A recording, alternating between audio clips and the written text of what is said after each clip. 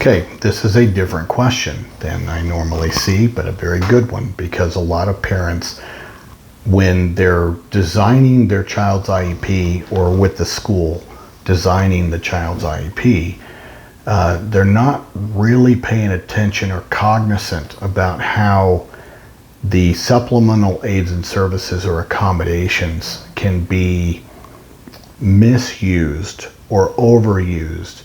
And because of, the parent going, oh, well, of course I want my child to have accommodations, and of course I want my child to have,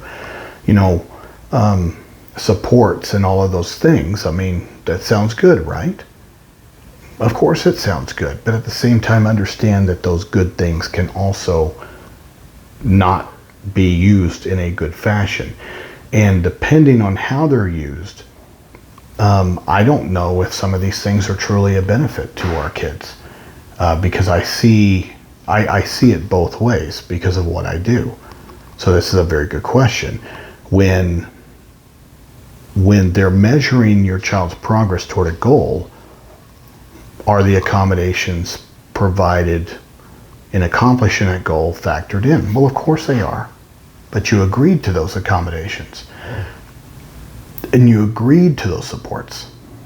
You want a different perspective of your child, then what you do is call another IEP meeting, and that's where you would need to break or get better definitions of how those accommodations are going to be used with regards to testing, goal determination for mastery, those kind of things. Okay. And because especially when it comes to kids with math and reading deficits, I really see some clever accommodations put in there to mask that will mask the child's true deficits, and to the point where it's not that difficult for a school just during claim progress and have the parent go, my kid is still 2-3 grade levels behind in reading and math, and the school saying no, but your child's progressing. Well, progressing per what standard, and in what way were the accommodations or crutch that were put into place with your approval? And I'm saying you, meaning everybody, as a parent.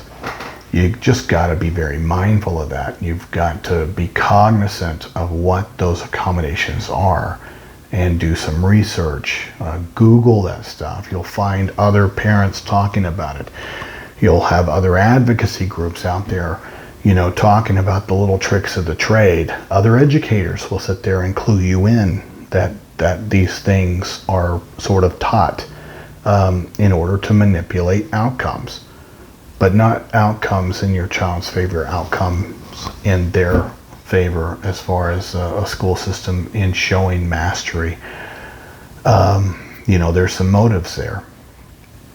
I have no problem with accommodations. I think that they're wonderful things. Same thing with supports. But this is where parents do not do a very good job in getting a clear written understanding of how it's going to be used, so that you can do your best to prevent those accommodations and those supports being misused in order to show a result. That's a contradiction. The other thing is, you can always request to have those things removed, and then do a comparative of your child's performance with those accommodations, your child's performance off of those. You can go out and get independent probes done, which I highly recommend, using those accommodations with, let's say, a veteran teacher who's retired, or let's say somebody in that field. Okay, and there's going to be plenty out there, private tutors, to where you take coursework that your child's just recently completed, or tests using accommodations, and you have your child, try to replicate that. Try to replicate those results using the accommodations, and then what are the results without the accommodations. Do not be afraid to experiment on what actually works with your child. If you are apprehensive or suspicious about how those things are being implemented on the school level, okay?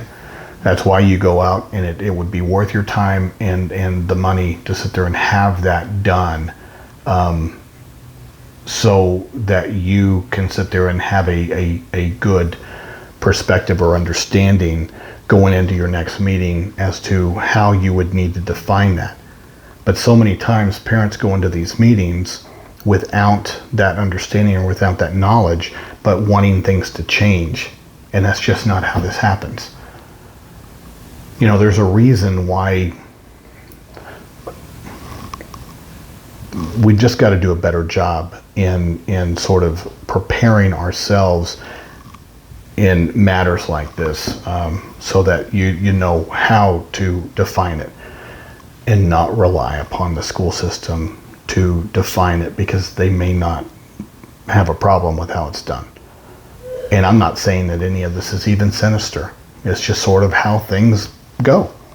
And so people get stuck into a habit or a routine. And this is what we've done for the last 20 years with kids with this kind of learning deficit. It's really something as innocent as that. And not truly, individualized, or not truly done in a way to where they even see that they're manipulating the outcome, in a way to where it's not a benefit to your child, but a hindrance to real progression and learning. But please understand that all of that is determined when you develop your goals. And when you put in the service times, that's when you add the accommodations for testing. That's when you add the supplemental aids and services that your child will receive throughout the school day. This is where you need to sit there and really hone your skills and turn your eye to really understand how your child learns and what legitimate accommodations and supports that they would require, as opposed to those that are artificially been inserted in order to help the school show the results that they need to show, but yet your child's not progressing. The accommodations,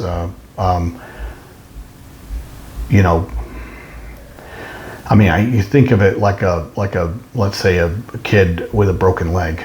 Let's say the football star, he tears his ACL, and he has to have the accommodation or the support of, let's say, a wheelchair for a little bit, and then crutches. His knee has to be immobile. But at some point, he has to start walking on it, and at some point, there has to be flexibility and movement, and there has to be physical therapy in order to regain lost muscle, not only in that leg, but you got to condition it.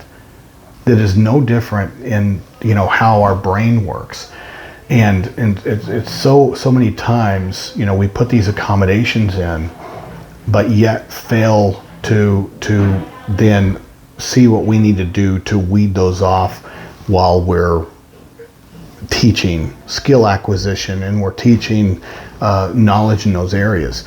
And that's where it's a balancing act, and it's no different than that torn ACL.